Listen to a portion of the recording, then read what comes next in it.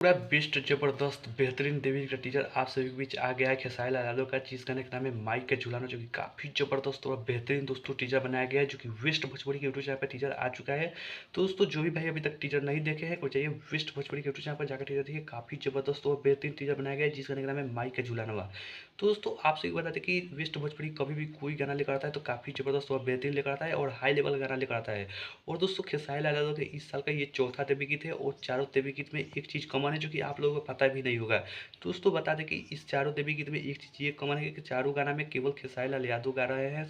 मतलब इसमें कोई फीमेल सिंगर नहीं है, जो कि ये एक चीज़ कॉमन है जो कि बहुत ही बेहतरीन जबरदस्त अकेले ही गा के एकदम गर्दा उड़ा दिए हैं। तो दोस्तों आप सभी को क्या राय है कमेंट करके बताइएगा। वीडियो चैनल चैनल को लाइक कीजिए, सब्सक्राइब कीजिए, शेयर कीजिए। और दोस्तों कल फुल वीडियो आ रहा है, एकदम गर्दा उड़ा देना है। और दोस्तों जो भी भाई अभी तक वीडियो नहीं देखे हैं, जाइए वेस्ट भोजपुरी यूट्यूब चैनल पर जाकर वीडियो देखिए। बहुत ही जबरदस्त और बेहतरीन वीडियो के साथ में मतलब टीजर आया है। तो दोस्तों धन्यवाद दोस्तों, वीडियो देखने के लिए टाटा बाय बाय, ओके।